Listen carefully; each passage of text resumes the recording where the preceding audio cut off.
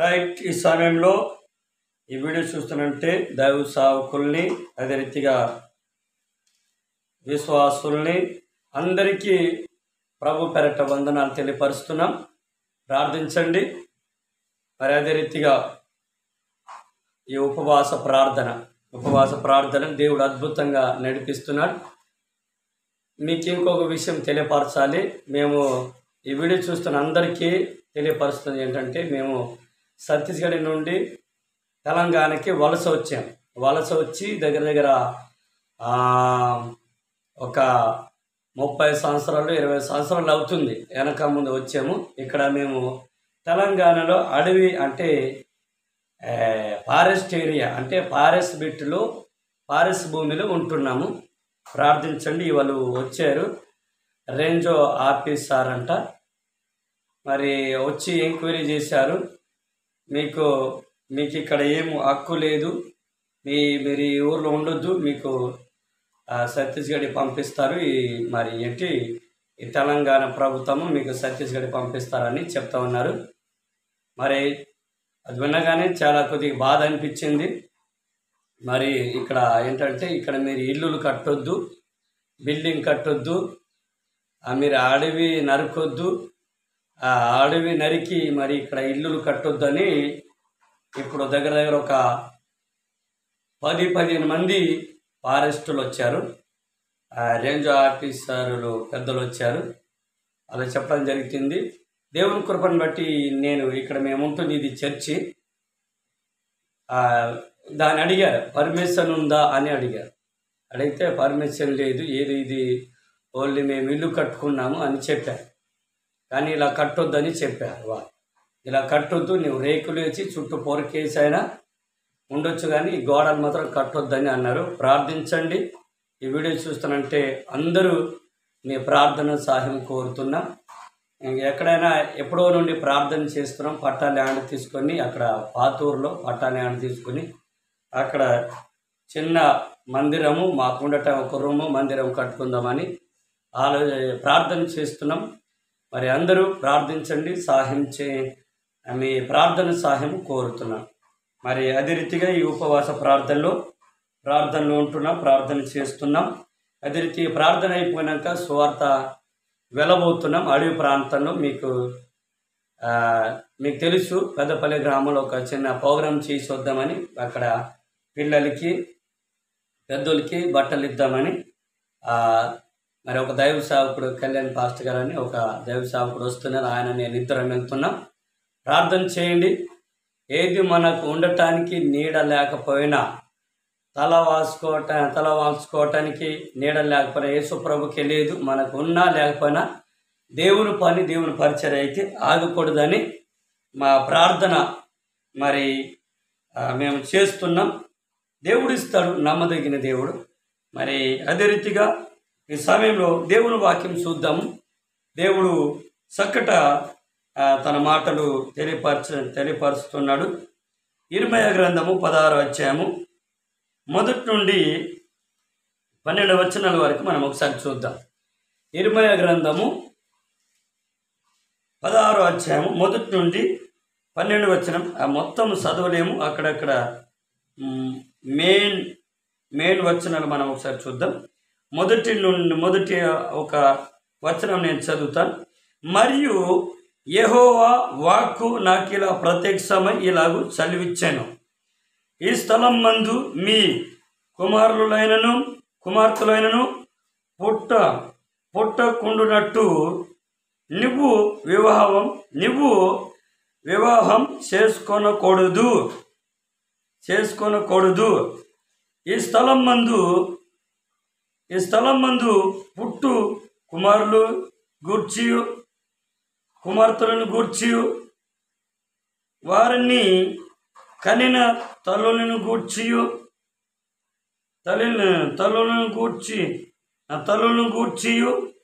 ఈ దేశంలో వారిని కనిన తండ్రులను గూర్చి యెహోవా ఇలాగు చలివించుచున్నాడు. వారు ఘోరమైన మరణము నొందెదురు. వారిని గూర్చి రోదన చేయబడదు. వారు పాతి పెట్టబడక భూమి మీద పెంట వలె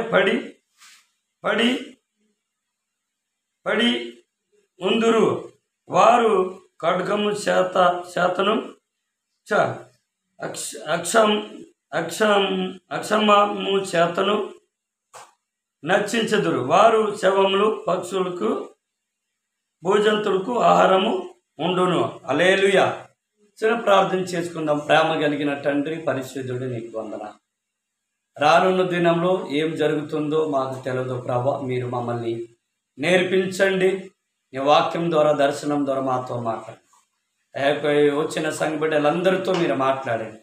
నా నోటికి బోరగా ఉండి వచ్చిన సంఘ బిడ్డలందరితో మీరు మాట్లాడి మమ్మల్ని బలపరిచి మాయం పొందమని యేసుక్రీస్తు నామములో ప్రార్థించి అడుగుతున్నాం తండ్రి. ఆమేన్, ఆమేన్. రైట్. అదే రీతిగా మనం ఒకసారి చూద్దాం. ఏ వచనం చూద్దామంటే 11 వచనం చూద్దాం. ఈ 2 వచనం చూద్దాం. 11 వచనం, 11, 12 వచనం చూద్దాం. నువ్వు వారితో ఇట్టనుము, వారితో ఇట్టనుము. యెహోవా ఈ మాట చదివించుచున్నాడు. మీ పితరులు నన్ను విడిచి అన్ను దేవతలను అనుసరించి పూజించి వాటిని నమస్కారము చేయుటను బట్టియే కదా వారు నా ధర్మశాస్త్రమును గైకొనక నన్ను విసర్జించిరి. ఆలకించుడి, మీరు నా మాట వినకుండా కఠినమైన మీ దుష్ట హృదయము కఠినము చొప్పున నడుచుకొనుచున్నారు. మీరు మీ పితరుల కంటే విస్తారమైన చెడ్డతనములు చేసి ఉన్నారు. రైట్. గమనించండి. ఇక్కడ ఈ వీడియో చూస్తున్నంటే గమనించండి. ఇక్కడ ఏమంటే ఈ వీడియో అందరూ చూస్తారు. ఎందుకంటే ఇది మనం ఏంటంటే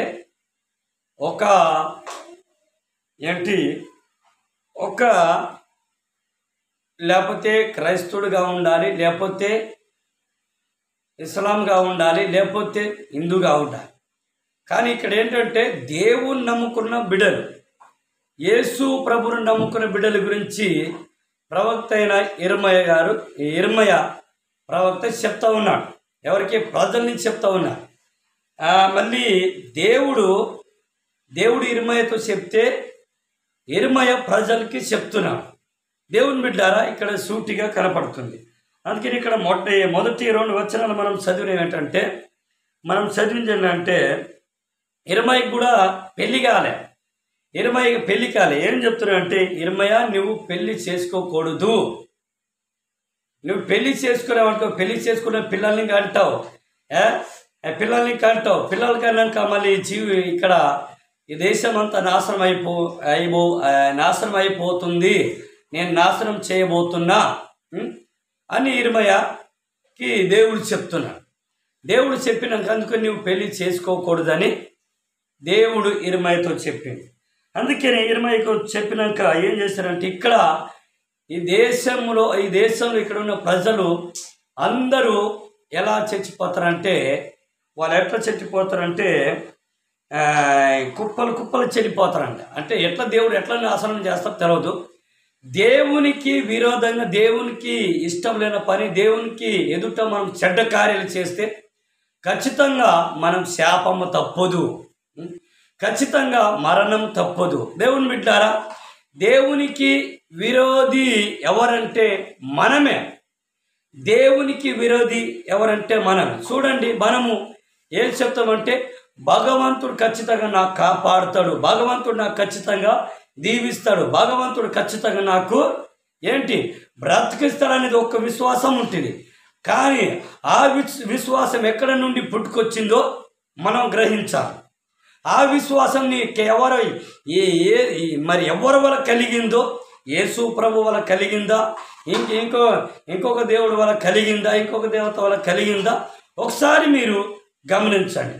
అందుకని ఇక్కడ ఏంటంటే వాళ్ళు ఏదో సమస్యలతో, ఏదో బాధలతో, ఏదో కష్టంతో యేసు ప్రభు దగ్గరికి వచ్చి బాగుపడ్డారు. బాగుపడ్డానికి ఏంటంటే యేసు ప్రభు ఇష్టంగా జీవించలేదు, యేసు ప్రభు ఇష్టంగా బ్రతకట్లేదు, నిజాయితీ యథార్థంగా బ్రతకలేదు. అందుకని వాళ్ళు ఏం చేస్తున్నారంటే చర్చికి వస్తున్నారు, చెడ్డ పనులు చేస్తున్నారు, దేవుని మాట వినలేదు, సేవకుని మాట వినలేదు. అందుకనే దేవుడు ఆ కాలంలో ఒక పట్టణాన్ని ఏం చేశారంటే నాశనం చేసి, ఏ పట్టణం అదే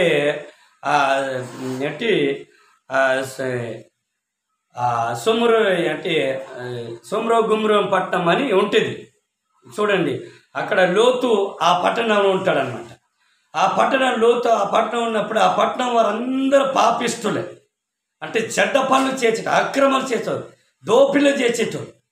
కానీ ఆ పట్టణంలో ఎవరు ఉన్నారంటే సుధోగ గుమ్మరం పట్టణం అంటారు, నాకు పేరు సరిగా రాదు. ఆ పట్టణంలో ఆ లోతు ఉన్నప్పుడు ఏం చేశారంటే ఆ పట్టణం విచ్చువిడగా వ్యభిచారము, తాగుడు, గొడవలు, అక్రమాలు, అన్ని చెడ్డ పనులు అలా చేయడం వల్ల దేవుడు ఏం చేస్తారంటే ఆ పట్టణాన్ని నాశనం చేశాడు. తను నమ్ముకున్న లోతుని రక్షించాడు. ఈ పట్టణంలో కూడా దేవుడు ఏమంటున్నాడంటే ఇగో ఈ దేశాన్ని నేను నాశనం చేస్తాను. ఈ మనుషులు ఉండటం వల్ల ఒక మానవునికి ఉపయోగం లేదు, ఆశీర్వాదంగా లేదు, దేవునికి ఇష్టంగా లేదు, దేవునికి ఇష్టంగా జీవించట్లేదు, దేవునికి కూడా మేలుకరంగా లేరు. దేవుని కూడా నాకు కూడా ఇష్టమైన భక్తి, నన్ను ఆరాధించలే, నన్ను పూజించలే, నాకు మహిమపరచలే, నా మాట వినట్లేదు అని దేవుడు చెప్తున్నాడు. అందుకనే ఆ దేనికి భక్తి, నిజమైన భక్తి చేసేటోడికే దేవునికి ఇష్టం. ఎవరైనా సరే, హిందూ అయినా, ముస్లిమ్స్ అయినా, క్రైస్తవుడైనా, నువ్వు నీ విశ్వాసాన్ని నువ్వు మంచిగా, నీ భక్తిని నువ్వు మంచిగా కాపాడుకుంటూ దాన్ని భక్తి చేయాలి. కానీ నువ్వు ఎటు కాకుండా ఉంటే అది ప్రమాదము గురి అవుతుంది. దేవుని బిడ్డలారా, వీళ్ళు ఏం చేస్తారంటే ఎటు కాకుంటున్నారు, ఇటు చర్చికి వెళ్తున్నారు, అటు ఎక్కడ వెళ్తున్నారు, లోకక్రియలు చేస్తున్నారు, దేవతల్ని పూజిస్తున్నారు. దేవుని బిడ్డలారా, అందరికీ దేవుడు ఒక్కడైన దేవునికి మనం తెలుసుకోవాలి, సత్యమైన దేవుడు. ఇప్పుడు యేసు ప్రభు దగ్గర వచ్చి నువ్వు చనిపోయినోడికి, లేకపోతే సమస్యల నుండి, బాధల నుండి విడిపించినాక నీకు నమ్మకం కలిగిన విశ్వాసం కలిగిందా? ఆ విశ్వాసాల నమ్మకాన్ని నువ్వు కొనసాగించాలి. కానీ వీళ్ళు ఏం చేస్తున్నారంటే ప్రవక్త కూడా ఏం చెప్తే, ఇగో నాకు వీళ్ళు విసర్జించారు. ఒక దేవుడు ఒక బోధకుని ఏర్పాటు చేస్తాడబ్బా. బోధకుని ఏర్పాటు చేసినప్పుడు అక్కడ ఒక మందిరం ఉంటుంది, ఆ మందిరంలో ఒక బోధకుడు ఉంటాడు. అక్కడ వెళ్ళి మనం ఏం చేయాలంటే ఆ నిజమైన దేవునికి ఆరాధించాలి. యేసుప్రభుని నమ్ముకున్న యేసుప్రభుని ఆరాధించాలి. అదే రీతిగా ఇంకొక దేవుని నమ్ముకునే ఆ దేవుని ఆరాధించాలి, ఇంకొక ఆ దేవుని ఆరాధించాలి. నమ్మకమైన భక్తి చేయండి, కలిసి మెలిసి ఉండండి, ప్రేమ కలిగి ఉండండి. కానీ వీళ్ళు ఏం చేస్తున్నారంటే కలహాలు పుట్టించారు దేవుని బిడ్డ. అందుకని ఇక్కడ ఏమంటుంది తెలుసా? అందుకనే వాళ్ళు దేవుడు ఏమంటే నేను ఈ దేశాన్ని నాశనం చేస్తానని చెప్తున్నాను. అందుకే నేనేమైనా నువ్వు పెళ్లి చేసుకోకూడదన్నారు. ఇప్పుడు ఉన్నవారు అందరూ వాళ్ళ తల్లులు, తండ్రులు, కొడుకులు, బిడ్డలు అందరూ పిల్లలతో సహా వాళ్ళని నేను నాశనం చేస్తానని అంటున్నారు. యిర్మీయా కూడా అక్కడే ఉన్నారు, ఆ ప్రజల మధ్యలో ఉన్నారు. కానీ దేవుడు యిర్మీయాని రక్షించాలో, లేకపోతే ఆ ప్రమాదంలో ఆయన కూడా చనిపోతాడో, ఆ ప్రమాదంలో నుండి ఆయన చనిపోయినా కూడా పరలోకం వెళ్తారు అనేది బైబిల్ సూటిగా చెప్తుంది. హల్లెలూయా. కానీ ఇక్కడ ఏం చెప్తున్నా అంటే, ఇక్కడ ఏమంటుండే అంటే 11వ వచనం ఏం చెప్తుండే, నీ విట్టు చెప్పు అని చెప్తున్నా. అలా చెప్పేసరికంట వాళ్ళు ఏం చేస్తారంటే ఈ దైవ సేవకుల్ని, బోధకుల్ని మాట వినట్లేదు. వినకుండా ఏం చేస్తున్నారంటే వాళ్ళకి ఇష్టం ఉన్నట్టు భక్తి చేస్తున్నారు. వాళ్ళకి నచ్చిన దారిలో నడుస్తున్నారు. వాళ్ళు చెడ్డ కార్యాలు చేస్తున్నారు, తప్పుడు పనులు చేస్తున్నారు. ఇప్పుడు దేవుడే వాళ్ళ గురించి చెప్పినప్పుడు వీళ్ళు ఒక్కసారి ఊహించండి, వీళ్ళు ఎంత ఘోరం ఎలాంటి పాపం చేస్తున్నారు చూడండి. దేవుడు ఇప్పుడు మనం మానవులు చెప్తే ఎవరిని సరిగ్గా నమ్మరేలా, కానీ దేవుడు స్వయంగా చెప్తున్నారు వాళ్ళ గురించి. ఎంత దుర్మార్గమైన పనులు చేస్తున్నారు గ్రహించండి. ఈరోజు ఈ వీడియో చూస్తున్నట్టే మరి దైవ సేవకులైనప్పటికీ, విశ్వాసులైనప్పటికీ, ఎవరైనా సరే మనం క్రైస్తువులంటే క్రైస్తువులుగా ఉండాలి. యథార్థంగా దేవుని భక్తి చేయాలి, యేసు ప్రభు భక్తి చేయాలి. యేసు ప్రభు కోసం నమ్మకంగా జీవించాలి, నమ్మకంగా బ్రతకాలి, యేసు ప్రభు సాక్షిగా జీవించాలి. హల్లెలూయా, దేవుని బిడ్డ. అందుకని ఇక్కడ ఏమంటాడంటే, నేను వాళ్ళని నాశనం చేస్తాను. చూడండి 12వ వచనం ఏం చెప్తున్నా తెలుసా? 12వ వచనం కాదు, 11వ వచనం లాస్ట్ మాట ఏం చెప్తున్నాను? నా ధర్మశాస్త్రమును గాయకొనక నన్ను విసర్జించారు. చూడండి ఈ మాట ఏంటంటే దేవుని మాట, నా ధర్మశాస్త్రమును గాయకొనక నన్ను విసర్జించారు. అందుకే సేవకుడు దేవుని మాట వినట్లేదు, సేవకుడు మాట, బోధకుడు మాట కూడా వినట్లే. వినకపోవటం వల్ల దేవుడు ఏం చేస్తున్నాడంటే నాశనం చేస్తున్నాడు దేవుని బిడ్డ. కానీ చూడండి, మన దేశం బాగుండాలి, మన రాష్ట్రం బాగుండాలి, మన దేశ ప్రజలు బాగుండాలి, మన రాష్ట్ర ప్రజలు బాగుండాలి, చుట్టుపక్కల ప్రజలందరూ కూడా బాగుండాలి. వాళ్ళు నమ్మినా నమ్మకపోకపోయినా, యేసు ప్రభుని విశ్వసించకపోకపోయినా మనం ప్రార్థన చేయాలి. మన దేవుడు ఏం చేశారంటే దేశం కోసం, రాజుల కోసం, నాయకుల కోసం, ప్రజల కోసం, అందరి కోసం ప్రార్థించుడని మన దేవుడు చెప్పారు. ఖచ్చితంగా మనం ప్రార్థన చేయాలి. అందరూ బాగుండాలి, అందరూ రక్షించాలి, అందరూ విశ్వసించాలి దేవుని బిడ్డారా. అందుకనే చూడండి, ఇలా ఉంటే మాత్రం దేవుడు మాత్రం ఉంచడు. చూచి దేవుడు ఏం చేస్తారంటే ఒక తెగులో, లేకపోతే భూకంపము, లేకపోతే రకరకాల దేవుడు రప్పిస్తాడు. తన ఉగ్రత వస్తుంది, ఉగ్రతను ఆ పట్టణం మీద రప్పిస్తాను, తన ఉగ్రతను అక్కడ రప్పిస్తున్నాడు దేవుని బిడ్డ.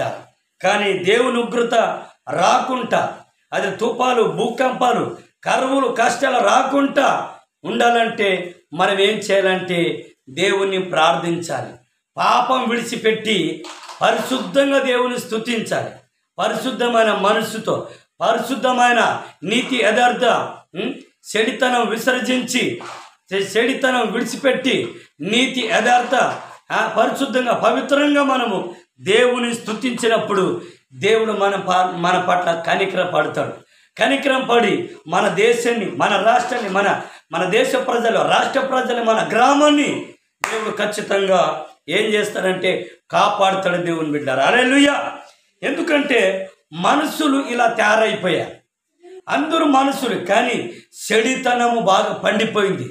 చెడితనము, పాపాన్ని కౌగిలించుకొని, పాపాన్ని అంగీకరించి, ఆ పాపం వాళ్ళ హృదయములో ఆ పాపం వాళ్ళ హృదయములో ప్రేరేపిస్తుంది. పాప పరిచయం, చెడ్డ పరిచయం, వ్యభిచారం చేయి, దొంగతనం చేయి, నీ భార్య పిల్లల్ని ముక్కలు నరికి, నీ ఆశ నీ కోరిక తీరలేదని పాపము ఒక్కొక్కరిని ప్రేరేపిస్తుంది దేవుని బిడ్డ. ఈ పాపము నుండి మనం విడిపించబడాలంటే, ఈ పాపం నుంచి దూరం ఉండాలంటే మనం అనుదినము ప్రార్థనతో జీవించాలి, ప్రార్థన చేయాలి. అందుకనే తిమోతి పత్రికలోని ఆయా పాపుల్ని రక్షించడానికి క్రీస్తు యేసు లోకానికి వచ్చాను. పాపుల్ని రక్షించాలంటే మన పాపంలో ఉన్న పాపం చేస్తున్నాం, చెడ్డ పనులు అన్నీ చేస్తున్నాం, పాప క్రియల నుండి, పాప కోరికల నుండి, చెడ్డ ఆలోచనల నుండి మనల్ని విడిపించాలంటే ఒకే ఒక యేసు ప్రభు వారే మనల్ని విడిపిస్తారు దేవుని బిడ్డ.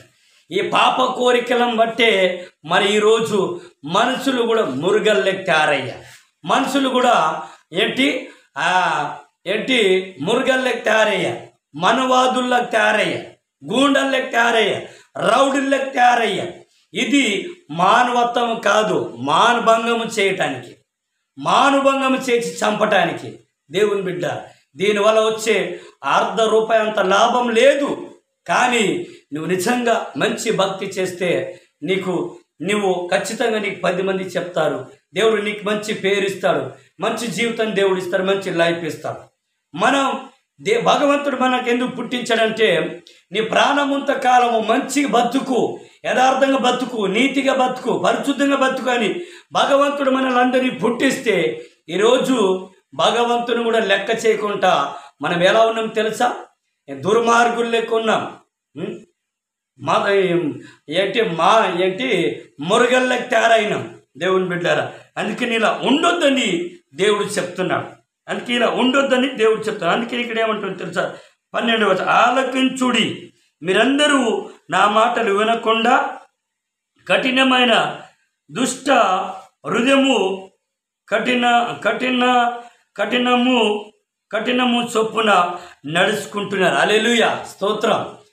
మీరు కఠినంగా నడుచుకుంటారు అంటే దుష్క్రియల చొప్పున నడుచుకుంటున్నారు. దుష్టత్వాన్ని మనము దుర్మార్గాన్ని మన హృదయం ఉంచుకొని ఒక చెడు దానికి అలవెట్టబడితే, చెడ్డ పనుల మీద అలవెట్టబడితే, పాపాన్ని అలవెట్టబడితే ఆ మనిషి తొందర మారలే. ఆ పాపమే ఆయనకి ప్రాణం తీస్తుంది. అందుకని ఆయన ఏం చెప్తారో తెలుసా? మీరు కఠినమైన చొప్పున నడుచుకుంటున్నా అంటే పాపముని నువ్వు ధరించుకొని దాని ఒక పాపాన్ని నిర్బంధం చేసి పాప నిర్బంధం మార్గంలో కఠినంగా నడుచుకుంటున్నావు. దేవుని బిడ్డలారా, మన కుటుంబాలే ప్రమాదమే, పక్కుడికే ప్రమాదమే. చూడండి, అందుకని ఇక్కడ ఏంటంటే మీరు మీ పితరుల కంటే విస్తారం చెడుతనము అంటే చెడుతనము చేసుకుంటున్నారు. చూడండి, చెడుతనం చేసుకుంటున్నారు. దేవుని బిడ్డలారా, గమనించండి. మీకు అర్థమవుతుందని నేను చెప్తున్నా, మీకు అర్థమైందని నేను అనుకుంటున్నాను. గమనించండి, చెడు పన్నులకి అల్లబెట్టబడితే ప్రాణానికంటే ప్రమాదం. అసలు మన గ్యారంటీ వారంటీ ఉండదు. కానీ నువ్వెందుకు ఆ చెడ్డ పనులు చేస్తున్నావు? చెడ్డ పనుల వల్ల నీకు సుఖం లేదు, చెడ్డ పనుల వల్ల నీకు ఆరోగ్యం లేదు, చెడ్డ పనుల వల్ల నీకు లాభం లేదు, నష్టమే తప్ప లాభము లేదు. దేవుడు ఏమంటున్నాడు? చెడ్డగా బతకొద్దు, చెడ్డ పనులు చేయొద్దు, మంచిగా జీవించాలి, మంచిగా బ్రతకాలి, మంచిగా ఉండాలి, అందరికీ మేల్కరంగా ఉండాలి, ఉపయోగకరంగా ఉండాలి, దేవునికి మనము స్తుతించేవారు, గణపరిచేవారుగా ఉండాలని దేవుడు ఈ లేఖనాలు తెలియపరుస్తున్నాడు. చెడ్డ కార్యాలు చేస్తే మనము నాశనమైపోతాం. మనం దేవునికి ఇష్టడుగా బ్రతుకుదాం. దేవుడు నమ్మదగినవి. దేవుడు తల్లి కంటే తండ్రి కంటే అధికంగా మనల్ని ప్రేమిస్తున్నాడు. పాపాల నుండి విడిపించే దేవుడు, కష్టాల నుండి, బాధల నుండి, ఇబ్బందుల నుండి, ప్రతి సమస్యల నుండి విడిపించి నీకు నీతిమంతుడిగా, మంచివాడిగా మార్చటానికి దేవుడు ఇటు వచ్చాడు. మతం మార్చటం, కులం మార్చటం దేవుడు రాలే. నీ బతుకు, నీ మనసు, నీ జీవితాన్ని మార్చటానికి దేవుడు వచ్చాడు. దేవుని బిడ్డారా, దేవుని మాటలు మనం విని మన మనసు, మన హృదయం మార్చుకొని పరిశుద్ధంగా, పవిత్రంగా, నీతిగా, యథార్థంగా మనం జీవించినప్పుడే దేవునికి మహిమ, ప్రజలకు కూడా మేలుకరంగా ఉంటామని ఈ మాటలు తెలియపరుస్తూ ఈ మాటలు దేవుడు దీవించునగాక. ఆమేన్, ఆమేన్, ఆమేన్. ప్రార్థన చేసుకుందాం. ప్రేమ కలిగిన తండ్రి, పరిశుద్ధుడు, నీకు వందన.